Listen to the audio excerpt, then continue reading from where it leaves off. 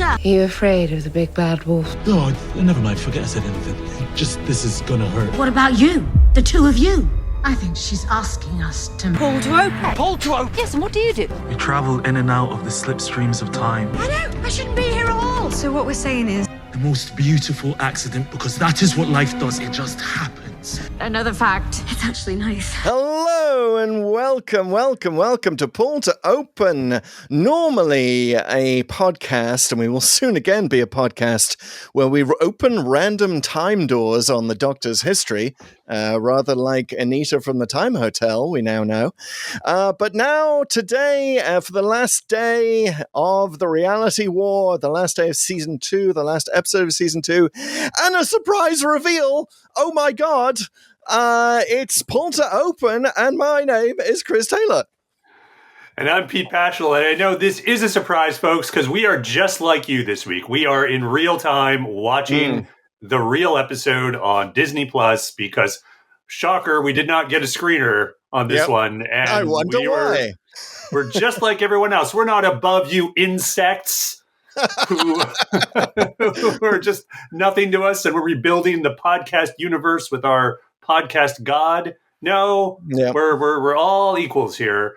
We're all we're bottle equals. washers. That's right. We're all in podcast land. And speaking of podcast land, everyone, as Chris alluded to at the beginning there, we are Pull to Open. We are a random podcast, which is to say we go through the entire Doctor Who canon, all 61 years of it. 62 now? 62 years of it? 62. Randomly. Yes. And it's a lot of fun. We have a lot of cool segments that we haven't been doing on these hot takes of the current season.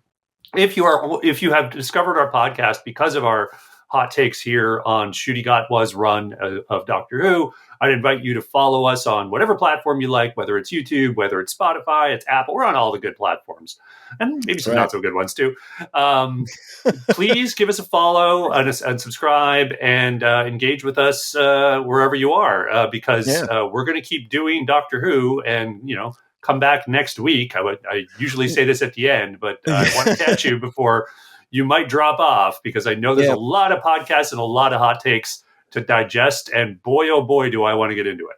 Yeah, there's a lot to talk about. And yes, next week, in a very timey-wimey way, we will be dropping our next random podcast featuring us in the past when we don't even know who the 16th Doctor is.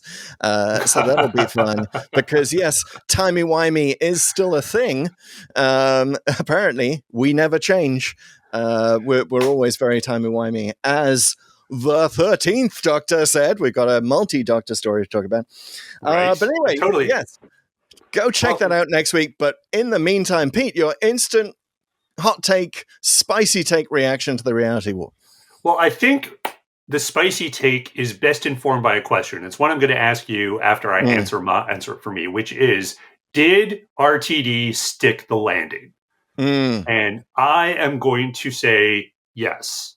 Yeah. This actually ended up being much better than I thought it was going to be honest with you, the way how Wish World, and honestly a lot about how season 2 was turning out to be in terms of like just sort of, we're just talking about randomness and sort of silliness and a lot of things that were sort of almost giving them license to do something that was much more amorphous, I feel like. And this actually was a bit more concrete. It wasn't 100% concrete. It's not like he answered everything. I didn't expect him to.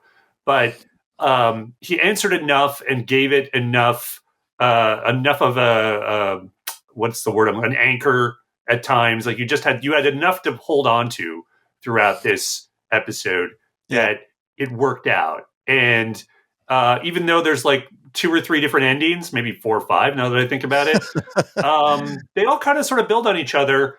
Yeah. And I'm not going to say they all work, but I would say the last 15 to 20 minutes of this one, I think that was some of the most enjoyable stuff. So I liked it. That's my review. Excellent. Me too. I was definitely on the edge of my seat the whole time. It could have gone so badly. It could have felt like a lot of, stunt Jodie Whittaker appearing out of nowhere could have felt weird and random. It was a little bit. Come on. It was a little bit. It was a little bit. But I guess we had to be reminded that the Doctor can be a woman. For all you newcomers, here's a Doctor who will remind you of that fact. But RTD, I mean, it's so refreshing to see a 62-year-old show, as you said, that is still able to surprise and delight and give us new things. And one thing that Doctor Who has never done until this very moment is had the Doctor regenerate into something that no one suspected, because you remember the power of the Doctor, as do I. Like we even talked about the possibility that Tennant is coming back. Right. I didn't see any Billy Piper stories. Did you? Is this? Am I just been avoiding spoilers? Or? You've been avoiding spoilers. Okay. Here's the thing. I did see this postulated, but it wasn't just postulated. To my knowledge, I'd have to go back and triple check this. But there is a particular reporter, I believe, for the Daily Mirror, who every time, I believe it's a she has reported this or that is going to happen, like something like 95% of the time they've been right. And they did. This is the same person, I think, who also predicted that Ncuti Gatwa was going to regenerate in this episode. And then in another story, I think Billy Piper was mentioned. So it had been floated not just as a weird theory on the internet. It had been rumored as like, oh, this is actually happening. Well, thank goodness I stayed unspoiled. I'll just correct that then. This is the first time the show has managed to surprise me with regeneration. And it may have taken a moment, but we got there. Well, let's start there. Let's start at the very end. Like, we could just briefly talk about it. I think it's kind of nuts. Oh my God. Say the Doctor's a chav. Yes. My first instinct is not to like it, to be honest with you. I like it less than the Tennant one, because the Tennant was like, oh, he's never done that. This hasn't happened before, where it's sort of a repeat of something. Not that Billy Piper was the Doctor before, but, they're obviously bringing her back as some kind of, I presume, stunt casting in the same way that Tennant was. In other words, even though she might be an official incarnation, I don't think she's going to be there for like a few seasons. I could be wrong. Who knows? Maybe... I haven't seen interviews yet. They haven't put down anything official. We're still here on Saturday afternoon. So who knows? But that's my suspicion. And I feel like we've just done that. We've just done the stunt casting. Let's bring back an old favorite. And it was fun and it worked. But it's just, it's starting to become just a cast party. You know what I mean? Let's just bring back whoever. Like, I just don't like the concept. And again, I'm saying this without any knowledge of the scripts he's written, and maybe it's going to be brilliant. I really don't know. So I can't really judge the result until I see it. But just in terms of like my gut reaction when I saw it, wasn't really into it. Got it. I was. It's funny as a fan when you see a regeneration and it was unexpected like that. Like there's a lot of talk about reshoots or whatever, but I kind of wanted it just to pause mid regeneration as a fan. You're like, I got too much to process. Like, let's just leave it here, guys. And I thought that maybe they were going to do who's going to be the next Doctor? Like, it's going to be a mystery for 2 years, because that would be something the show has never done. Yeah, they haven't done anything like that since like the War Games, right? Right. Yeah, I mean, because it's like that. It's always been show the next Doctor in the regeneration, and in the case of like Time in the Rani, it was at the beginning, but whatever. It's always like one to the other. I like a couple of things about this regeneration. First of all, I'll amend my previous statement about the show's never done this to the show has never regenerated the Doctor into the face of a companion, having the face of a companion, unless you count Peter Capaldi being a companion for one episode in Fires of Pompeii, but I don't. But that's huge. If it's going to be anyone, it's going to be the Bad Wolf. That's the one where our headcanon will go off for the next 2 years, however long it is before we see her again, as to how and why they chose that face. Right. And did it have anything to do with the Bad Wolf? Did it have anything to do with the moment? Did it perhaps have something to do with shifting a time a degree or two and getting into a different world? Perhaps that world is the world of Bad Wolf Beach and, Rose Tyler and her version of the Doctor. There are all these possibilities springing out of my head right now, just off my cuff. And I think that's the sign of a good twist. It's a twist, but I'm gonna we're almost 10 minutes in, Chris, and I haven't done my first nitpick, so I feel obligated. Okay, do it. I'm going to say all that's cool. Like we could see some possible stories. Again, certainly they're going to explain it somehow. When it happened with Tennant, because he couldn't see himself, he doesn't know it's his face until he's he recognizes the teeth, and then he sort of touches his face, and obviously he sort of remembers the texture and how it is, and he sort of knows instinctively, wait a minute, I'm 10 again. And she just seems to know. Rose she says, hello, right? That's her line. Oh, hello. Yeah. I mean, I don't know if she's saying that to Joy, the star, or just to us, the audience. I like it either way. Yeah, you could defend it as that she doesn't know, but I feel like the way the line's delivered, it's sort of knowingly I now have the face of Rose Tyler. It's yeah, that's how I read it. Anyway, maybe that's just me reacting because of course, we as fans recognize Rose Tyler. But anyway, that's my nitpick out of the way. There's more to come. More to come on that, definitely. But I will say that what appears to be the case now. I mean, we've learned a lot about Time Lords in this episode. Holy crap! We'll get to that. But did we ever? But the fact that we now know that all the female regenerations of the Doctor that we've seen regenerate into a female version of the Doctor have been excited about it, have been thrilled about it. Whereas the male regenerations, they're all a bit, am I ginger? I don't know. Weird teeth. Barcelona. What was I saying? It took Davison a minute, but he did say he felt absolutely splendid. So yes, he needed a zero room. Yes, he needed a zero room. We heard the zero room again. That was kind of cool. It gives them an excuse to not have Belinda in a good chunk of the climax because we have too many people. Yes. They just have this thing where that's entrance after entrance after entrance at unit. And it's like, okay, now we have all these people. I guess we have to give them lines and things to do. Belinda, why don't you take care of the kid downstairs somewhere? Okay, sounds good. I mean, got to say, before that, the scene before that, where it has to be the longest exposition scene in all of Doctor Who, where everyone's having their turn at exposition, and even the Rani teleports in to have her turn at exposition. But she already took up half the last episode with the exposition. She does a ton more. I could see the first draft of this as RTD wrote the two-parter and was just what am I going to do? I'm going to do, I guess, some dancing and some stuff with the Sonics and, Mel coming in a motorcycle. I guess that was later, but it's it's all, or no, it was earlier, but it's all just kind of happening. And she's had time to have her hair permed into 1980s Mel, which is fantastic. Good on your body. Yeah, she'd stop for a perm on the way with the same way the Doctor, takes a minute to go get his clothes wherever they are. I guess they're in a drawer somewhere in his house.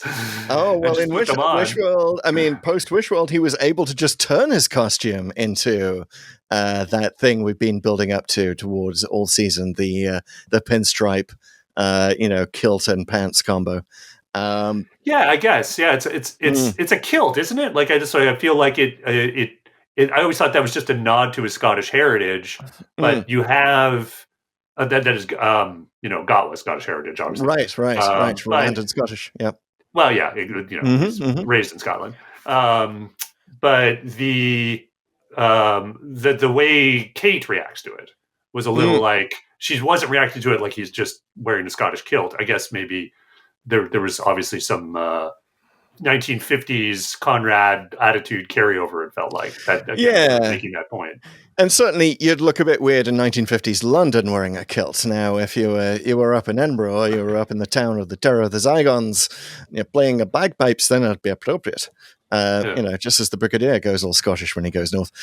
But yeah, let's do this a little less randomly, shall we? Let's just go through the revelations one by one. I made some notes. I'm sure you did too. Let's start off with Anita in the Time Hotel. Bit too much to have a magic door, as the Rani says. I don't mind her in the Time Hotel. The Time Hotel is too OP, as my son would say, in terms of being able to sort of do all these time doors everywhere. It's a I'm bit sorry, of a I'm not familiar with the lingo. Too OP? overpowered. Okay. So it's like it's just too much of a Deus Ex Machina, essentially. Got Like, it. Yeah. she could just open doors and do whatever and save anyone. I didn't mind that so much. I did mind the big reset button, which was to say like all this stuff was collapsing, reality was coming down, the world was destroyed, and then we go back to morning, and that was fine. It's kind of like, oh, okay, sure. So they just do this over and over again. So the whole last episode was a rug pull. Got it. That annoyed me. I got over that pretty quickly, but it definitely annoyed me. I kind of like the reveal that it fits with the sort of the dreamy whamminess of it, to quote Santa. But it just invalidates the same all day the over and over. All the stakes. It felt like in the previous one, and the big set piece and everything collapsing. Oh my God! How are we going to get like it again? I guess you kind of knew there was going to be some version of a reset button. Obviously, it's not going to destroy the world.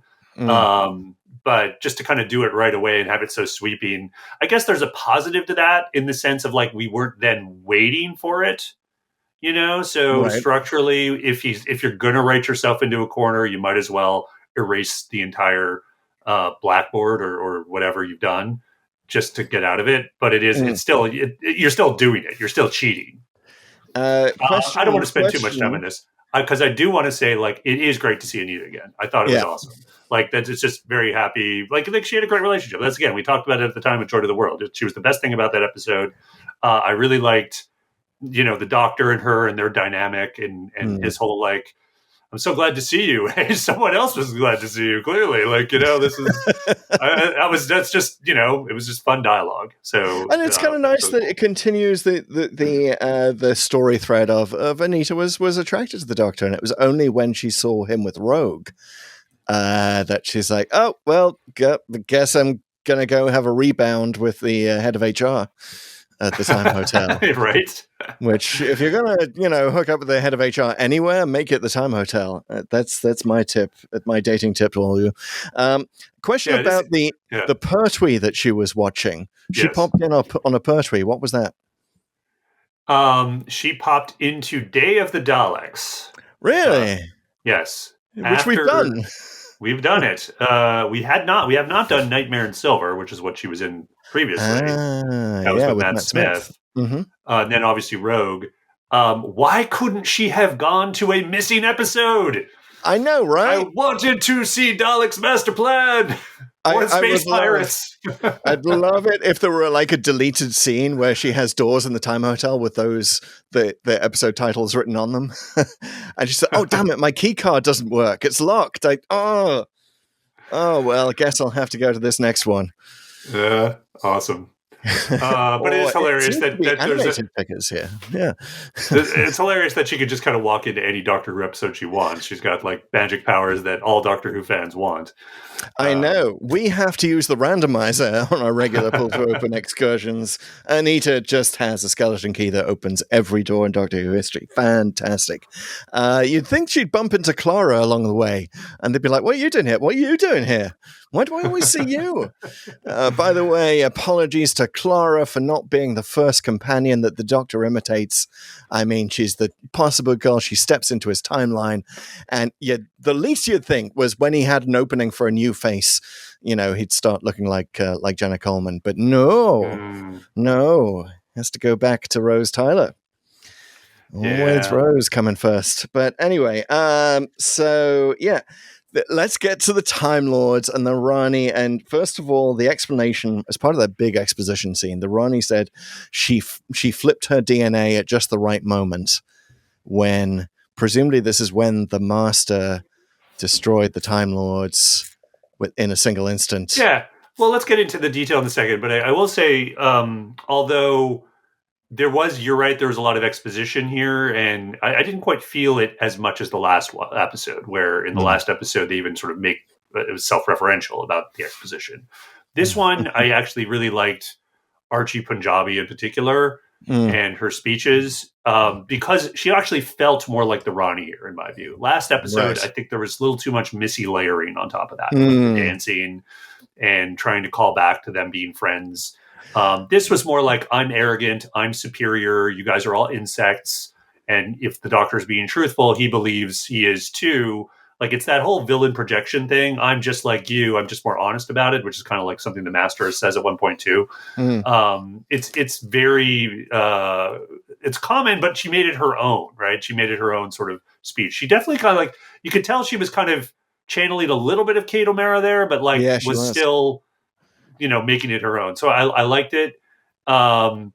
I don't know if you caught, by the way, the end of the Doctor Who Unleashed from last week had RTD revealing he brought the Ronnie back in part because Ncuti wanted her. Ncuti wanted the villain back, and apparently what Ncuti wants, he gets. He wanted a story in Nigeria. He got that. And this is he's another only here for 2 years, guys. Give him whatever he wants. But like a year and a half, really, if you think about all the Doctor Light episodes last year. So I just love the idea that he's, yet another Doctor Who fan who's just like stepping into the role of the Doctor, he wasn't that much of a fan before, right? But now he's on the Tennant level, Capaldi level, Capaldi getting into like, oh, Alpha Centauri, let's get her in, and all of that stuff. So yeah, good choice. And I liked all the plot stuff here in this zone, right? Because though the Wish World was almost like you can do whatever you want. There was still a framework that you could latch onto, and they used it. So, good example: the bone creatures. Yes. Again, they sort of are something. They're explained what they are, which makes sense. Oh, it's okay. So the Ronnie doesn't quite control them, but she can sort of lure them. Okay, so that all kind of worked for me.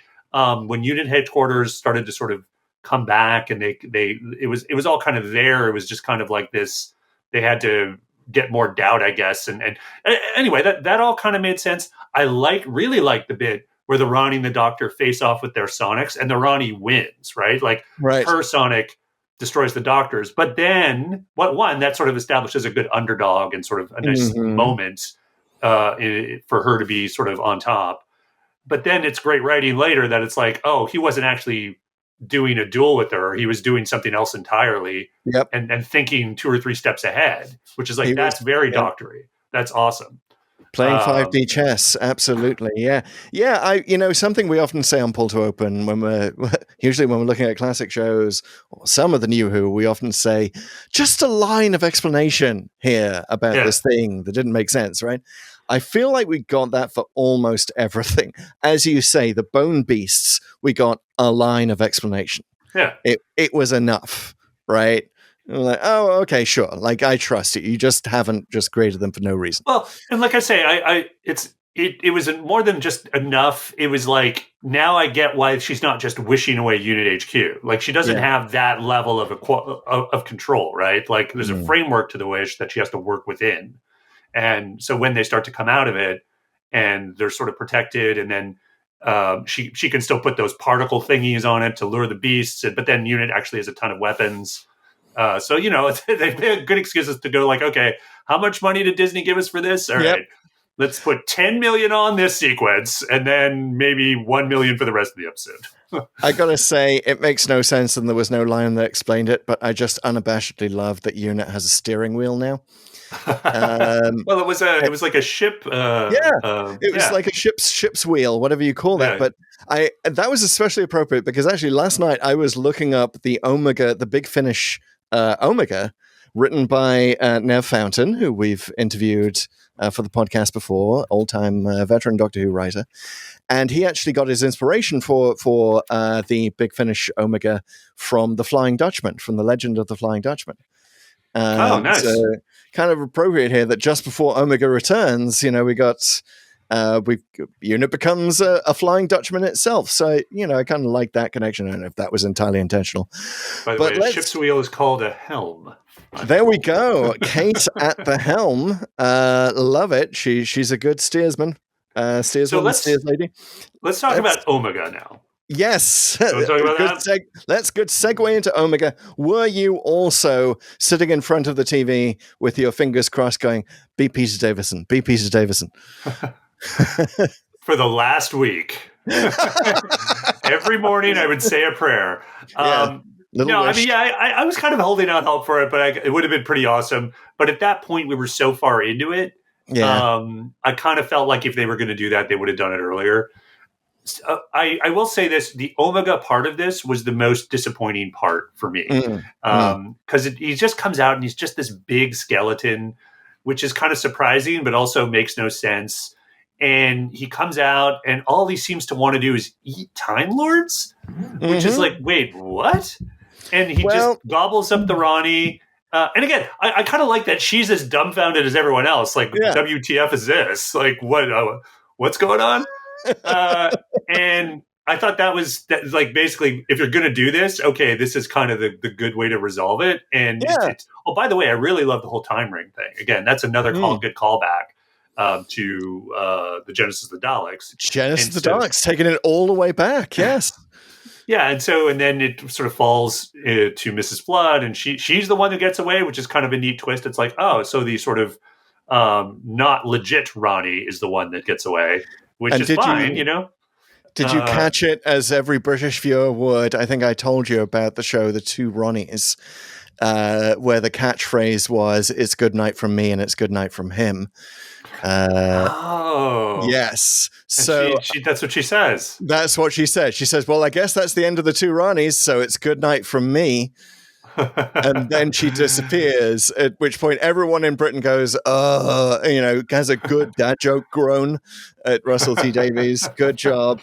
By the way, did you catch that Gatwa pronounced it Omega at one point? Oh, well.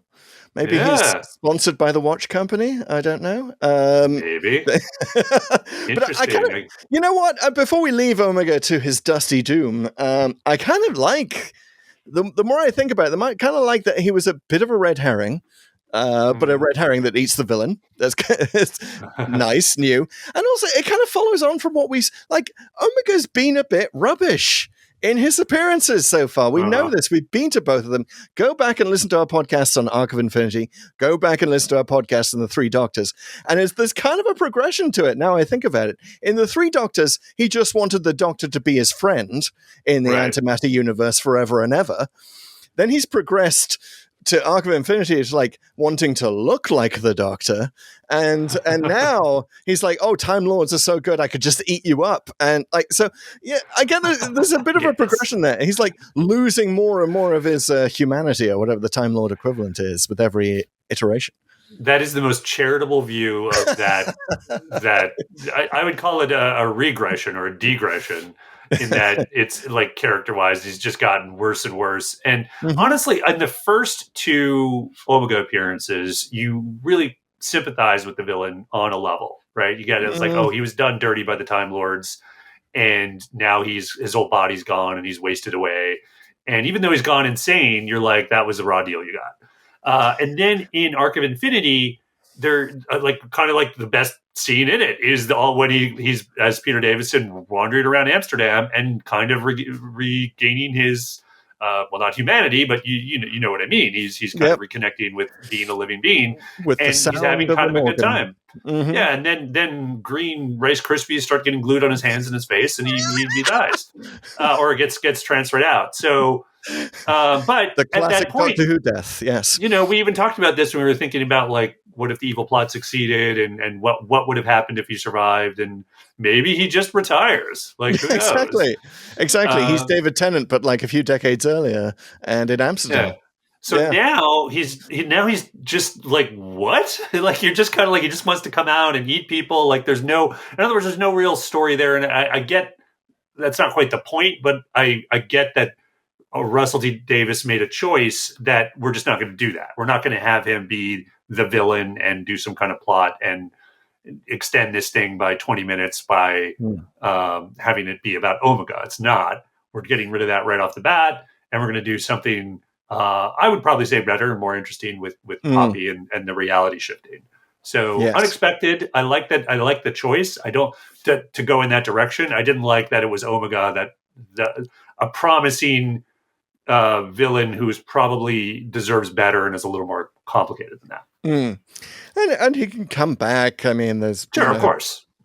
there's time for Omega, the spin-off series, the war between the matter and the antimatter. RTD calls. Ooh, there it is. But yeah, getting him out of the way and like having the whole last of the half hour being the search for the getting Poppy back. That was a very interesting choice. I remember pausing it at that point, like after the Ronnie had been defeated, Doctor and Belinda and Ruby have just re-entered the TARDIS, and there is and I paused it. I happened to be like, there are still 27 minutes to go. Yeah. Okay. Well, before we get to Poppy, I do think we got to spend some time on that. We glossed over the Gallifrey stuff, so let's talk about that for a second. Yes. So, okay, Gallifrey was destroyed in 1 second. We've learned that. That was actually in the last episode, and now we learned that it was some kind of genetic bomb or something that everybody got killed. So some kind of genetic virus. But what I didn't quite understand. And I'm going to watch it again, but it sounded like the Time Lords were also sterile, and it sounds like that was prior to that, or that was that. That was my understanding too. I had exactly that same question. This is the problem with doing an immediate hot take, right? We're like, hang on, what? Can we go back and just take a look I honestly at think but I don't think we might have missed something. But the fact that we're both have this thing, and I'm usually pretty good about like what the through line was. I think it wasn't really thought through, because it's like, oh, the genetic thing made them barren was what I sort of was getting from it, but.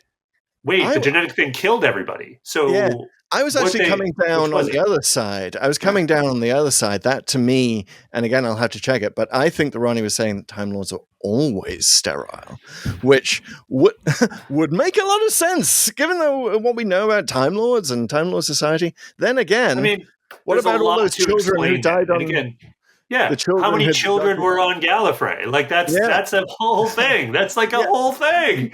I wonder if it's like retconning Day of the Doctor. How many children were on Gallifrey? Well, 0.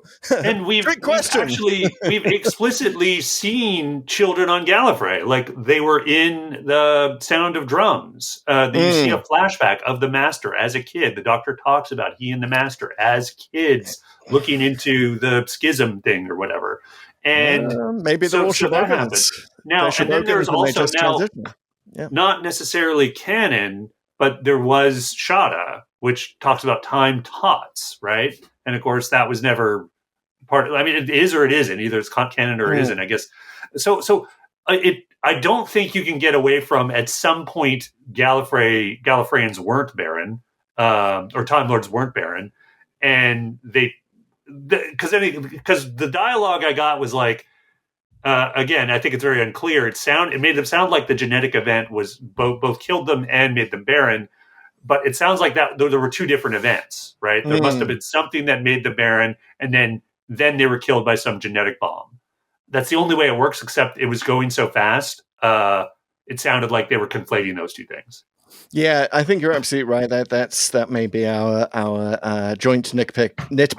Biggest nitpick is just the unclarity of that. Yeah, it's a nitpick, but it's not just a nitpick.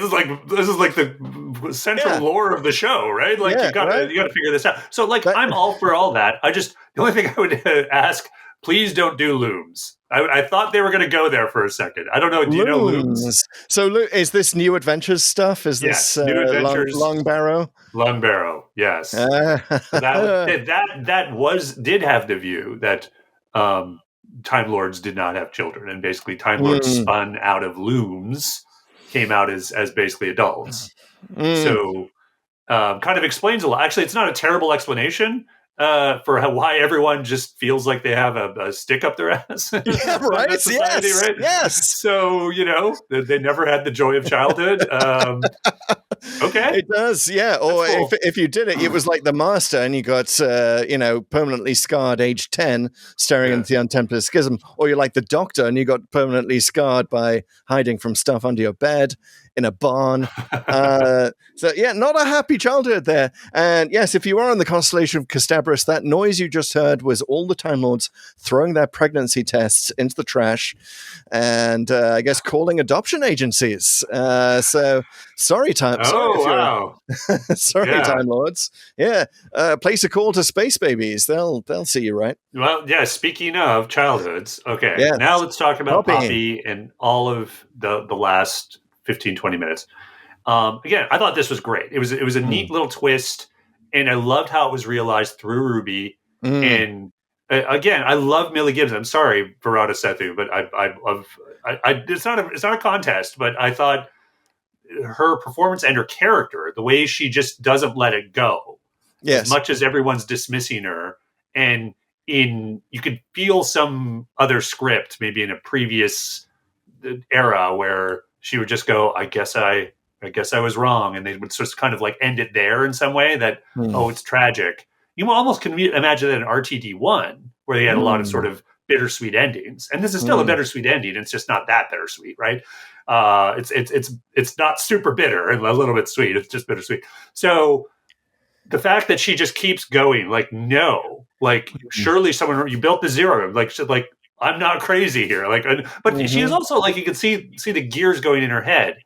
Maybe I am, but like I really need to make sure because I remember this, and we need to, and the way Gat was great here. Like I thought his performance was perfect. Where I don't think he full on cries. I didn't see the tear drip down his cheek, but he's getting there. You see his eyes starting to water as she's talking to him. Yeah, and there's definitely a while where you sort of see in his face like he doesn't want it to be true. He knows on some level it is, but he doesn't. Yeah, exactly. True. Yeah. So him and Millie Gibson in that scene, awesome. And I'm glad. Pete, if we're ever out on a double date, Millie's yours. I'll take Verada. I think we can all be happy here. So Poppy, he scans Poppy at the end, tells Belinda that Poppy is a human. Do you think that perhaps rule number 1 applies here in The Doctor Lies? That's a good question. No, I think the scan was true. I think she was 100% human. Yeah, by the way, scanning without consent again, Doctor. Yeah, right. He that would have actually been a nice callback. Yeah, if he turned to her, because obviously Poppy can't consent, but if he turned to like Belinda, like, do you mind if I like just kind of like nod and give him the nod? That actually would have been a neat choice. He probably just forgot about it. But I think she's 100% human. What I think happened is that he shifted reality 1 degree, but it wasn't perfect, right? Like he got a version of Poppy back, but he didn't get the version, because he does have that line later of like, reality shifts often, but stuff still happened, and somewhere, and if you remember, like that's kind of like it's okay, like it's okay to just remember, but remember, that's kind of what it was. But we still have, and of course, this was the dog that didn't bark, as it were. We didn't get a Susan reveal in the finale. Right, yeah. But it could be, it's still open-ended enough that the first thing that Dr. 16 could do is go back into her TARDIS, pull up that DNA scan of Time Lady Poppy, and be like, oh, I guess this is how I have a family, right? Or whatever. Like, it's something a little more dramatic than that, but it's possible. Yeah, I mean, we can just behind the scenes though. Like, obviously, nothing's been shot yet. I mean, they haven't done anything yet. I know he's already got the scripts going, so he knows what he's going to do. I just feel like, given that Carol Ann Ford sort of came back for that one scene in the TARDIS, really, I don't know if who knows? I'm totally sure endorsing something it. else has been filmed. I would love her to do more, but my feeling was that she was there to emphasize, we're going to be talking and messing around with the Doctor's family a little bit. And they did. And it was interesting. It was and it was okay. I don't know, I don't know if we're going to see more reverberations of that. We probably will on some level. RTD always goes back and, keeps layering things on. So that's fine. But I'd be fine to sort of leave it there for a while at least. Mm. I don't know. Yeah. We'll see though. We will see, and I've got to say, this was screened at cinemas throughout the UK. I have never been more antsy to be in my home country. Like, to imagine being in a cinema full of Doctor Who fans when Billy Piper shows up at the end. Holy crap. Yeah. Just insane. Seats being ripped up. The thing is, I know you didn't see it, but like the Billy Piper stuff had been rumored.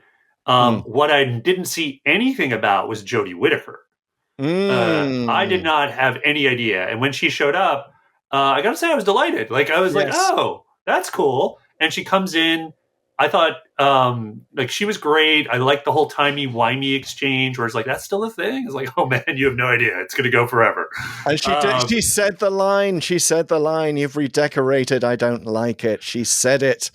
I wondered if it was going to be a reveal of like, "Oh, have you redecorated? Oh, I quite like it." Like that. At some point, I also like going to say that. she qualifies it too. It's not just like she does the line and everyone loves the line, but she goes like, "Yeah, it's just.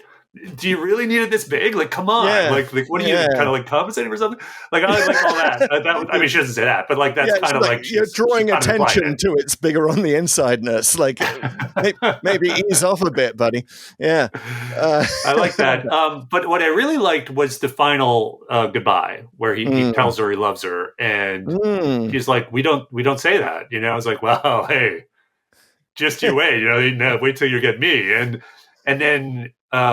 She talks about Yaz, and she should say that, but I just thought that was great. Like, it's one of the few times I actually kind of liked the relationship between 13 and Yaz, because you just kind of get it boiled down by someone externally who's actually kind of more in touch with his feelings, right? And just kind of serves it up. And it's like, no, but she knows it's okay, Yeah. Like, so that was good. It almost brought a tear to my eye. It was just like, oh man, I'm actually really liking this. It was so cool. I like that she not only has Troughton's line, but she appears in the TARDIS almost the same way as Troughton does in The Three Doctors, right? Right. The very first multi-Doctor appearance is echoed here.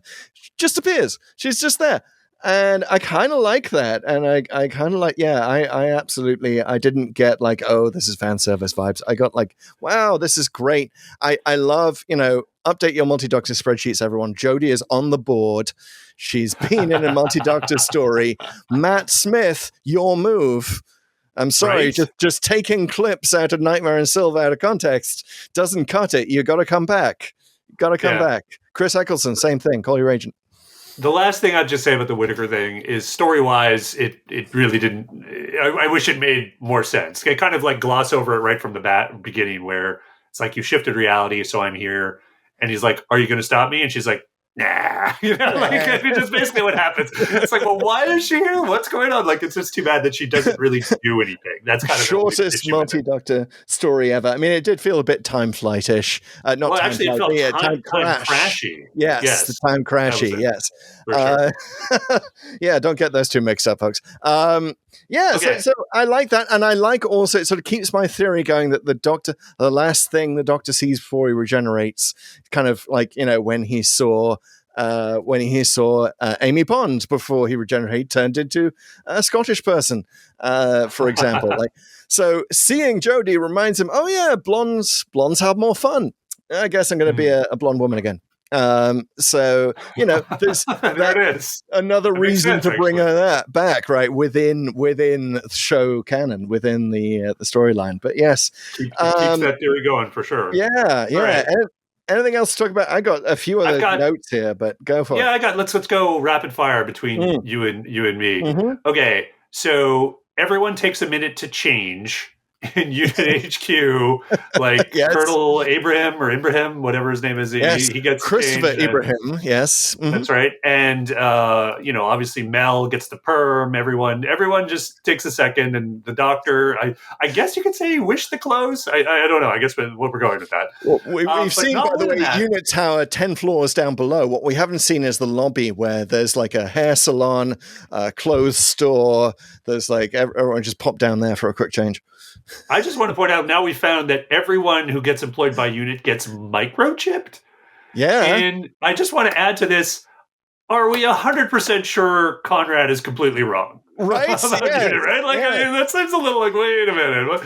You just get microchipped. Are they microchipping anyone else? Like, what? That's right. I have questions about this policy.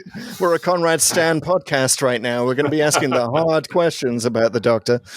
Yeah, okay. Well, by generation, that's going to be my quick hit. I kind of like that there was a bit more about it, and that actually makes me think that they do mean sterile Time Lords, because, like, if by generation is some sort of genetic expression of the desire to reproduce or something like that, it is basically asexual reproduction.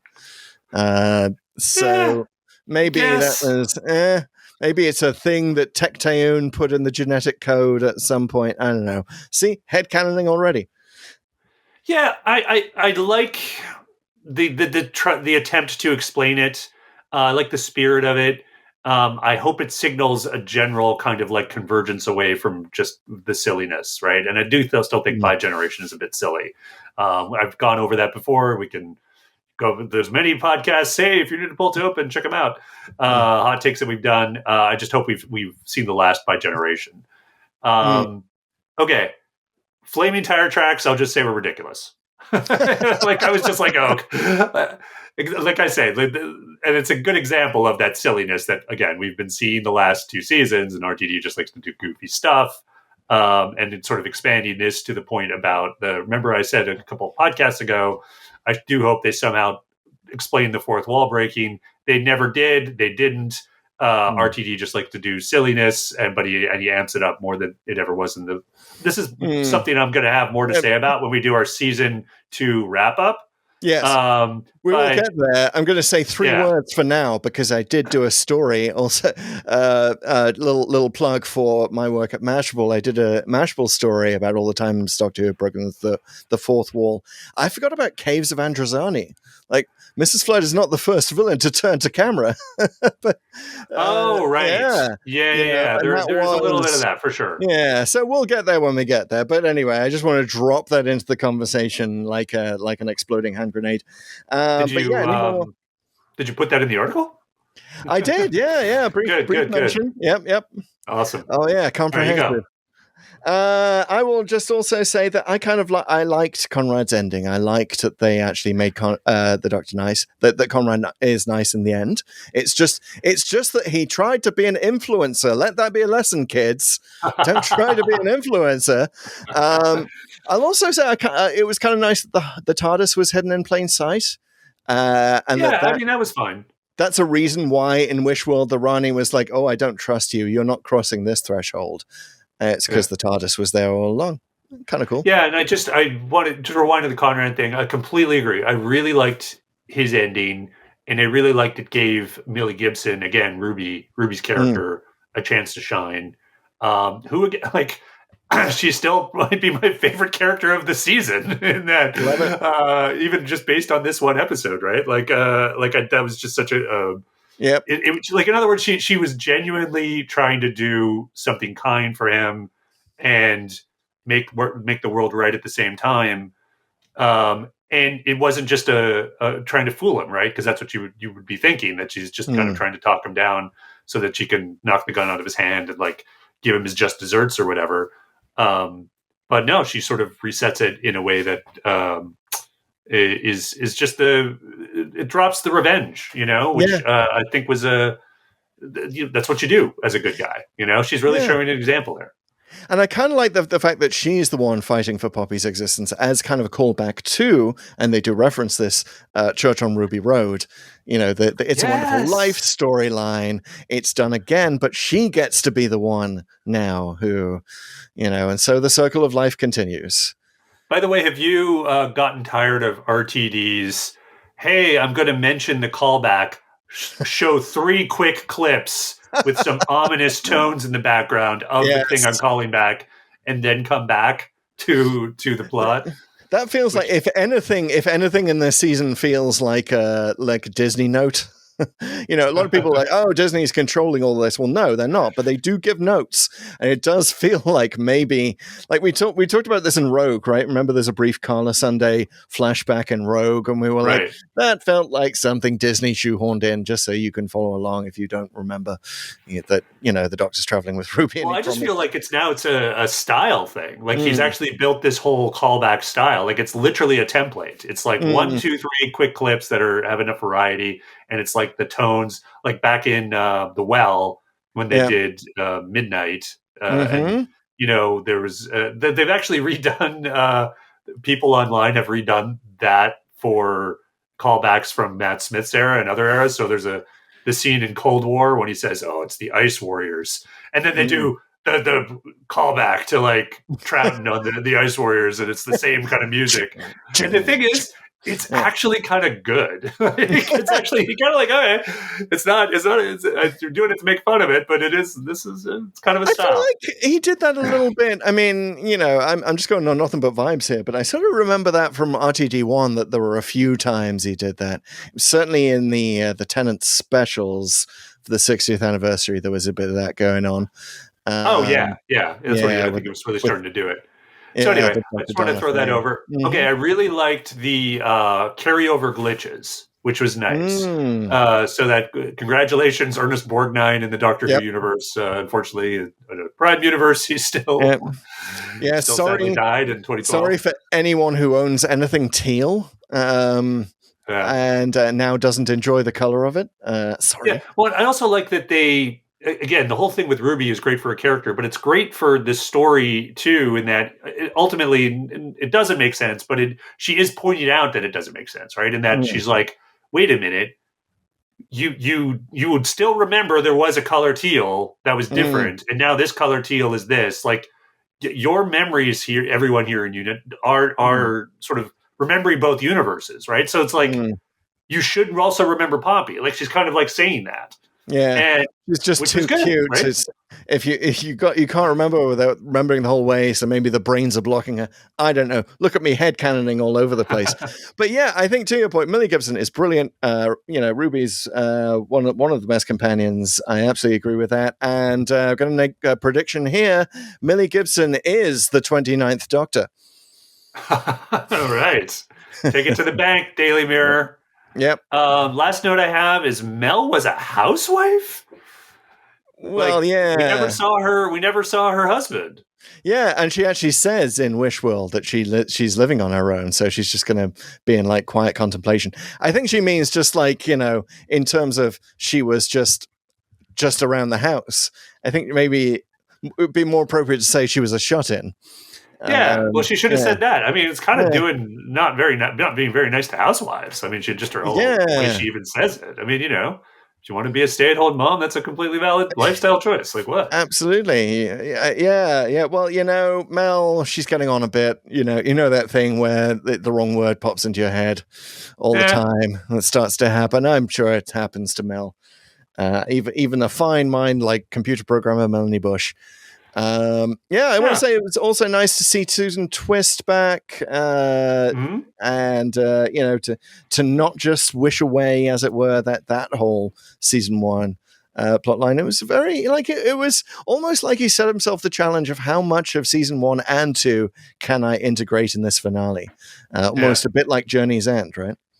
Yeah, I guess. But were you ever thinking at all like, wait a minute, what about, since we're bringing everyone back from the specials, like Rose included, where's Tennant, where's Donna? I did think for a minute, because we have those hazy moments where the Doctor wakes up in a garden, and I was so sure, especially when he looks at the TARDIS like it's not his. I felt like that was almost a fake out right there, that we're supposed to believe that we're back in the noble garden, and that maybe he's going to see like Wilf at a distance fighting with moles. But no, it was a fake out. It was a fake out. Well, final bits. I mean, we've already talked about seeing Billy Piper. Why did you like the regeneration itself, where he was kind of like doing his equivalent of the unit turret on the console? Yes, that was interesting. An interesting way to trigger regeneration. that I guess the Doctor can now always have up her sleeve in the future. If you like really need to pull a regeneration out of the bag, just whack the console a few times. I think they've shown other Time Lords like will their regenerations before, so that's not totally out of nowhere. I do remember that sort of happens in, I believe, the Twin Dilemma. So it's not it's fine. But what I do like is that he becoming she has learned the lesson. Jodie also knew to do this. Like, step outside the TARDIS when you regenerate, Doctor. How hard was it to learn that? How many times have you blown up the TARDIS? Answer twice. Right. Well, the thing is, he was actually trying to do it this time, right? Because he had to use that energy to trigger the TARDIS or whatever.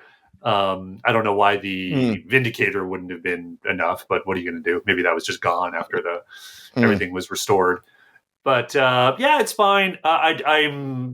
I'm probably similar to Moffat at this point in that I'm getting more turned off by these super showy regenerations. I get why they had to do it this time because of the plot. But I think my favorite new one might remain sort of Smith to Capaldi because of that. It's just, we're not doing that, you know. It's the sudden shock of it. The sudden shock of it. That was good. I mean, he was doing a bit of a Tennant sort of floating on his feet at the end there as he regenerated, stepping outside the TARDIS, which was a bit of a Last of the Time Lords callback, I guess. The Doctor can float when he's regenerating now. Okay. Yeah. Oh, well, one more thing I'd say, we haven't talked a lot about Belinda in this podcast. And I do feel like she wasn't, I don't know if her character was treated that well here. In that she has this kid, but it feels like she didn't quite have enough agency in choosing to have it until she was in that alternate reality. It is a bit weird. Like, I don't want to go full like, oh, blah, blah, blah, she was violated or whatever. I don't think that is the feeling or the point, but it is a little bit like when the Belinda that we knew who had the hinge date and had all these other things. Now we have this sort of altered reality where she always had Poppy, which is like, oh, okay. And that's a fine life, but it is like there was a Belinda who was single before. Yeah. Is it okay that that's kind of been erased? I don't know. I think it invites discussion, right? I don't think we were meant to judge it and come in here, oh, this is bad or that's not bad. Not this one's good. I don't know. But it still doesn't sit entirally right. You know what I mean? I kind of agree with you on that one. I thought that the retconning all of the episodes of the season to say she was telling you about Poppy all along, Doctor, or at least now she was, in a timey-wimey way. Like, okay, I get it. And I like that RTD took that swing. I just think it may be a bit of a miss. You know, but they can't all be bangers. Yeah, I think that he was just trying to do so much with this episode. There was going to be a puzzle piece that didn't quite fit, right? Right. At least one. And that was, if there was one, I think it was that. It was sort of the retconning of Belinda and sort of how did Poppy fit in that. Didn't quite fit. I like all the emotional beats and I like a lot of the plot around it, but I don't know. Well, we may not have seen the last of Poppy. I do wonder if RTD is setting up a sort of the Richard Linklater movie Boyhood, where it was filmed over the lifetime of the character. I wonder if we're going to get Poppy at all ages, and then finally the 49th Doctor regenerates into Poppy. I don't know. Who even knows? It's all to play for. 62 years, and it's still all on the field. Well, someone listening knows, I'm sure. Go ahead and tell us your theory, folks, at one of our social accounts, which is either at Pull to Open or Pull to Open 63. We're on virtually all the networks. We're on TikTok. We're on X or Twitter, if you like to call it that still. Blue Sky, Threads, Facebook. I'm missing something there. Try us anyway. Try us on another thing you're thinking of. We're probably there. And, of course, follow us on YouTube, youtube.com/Pull to Open. And you can see this fabulous poster screen behind you. Who is that? Oh my goodness, it's the 16th Doctor. Hello. Oh, my memory must have been wiped. I have no idea. Oh, Looks wow. like a bad wolf. I don't I know, but remember how to edit in Premiere Pro, because that's what I'm going to do now, folks. You guys got to hear our thoughts, and I've got to get them to you. Any final words, final thoughts, Chris? oh, just come back and join us next week because you thought Doctor Who was over. It's not. We've gone timey-wimey. We're heading back in time, but also forward in time to a little planet called Peladon.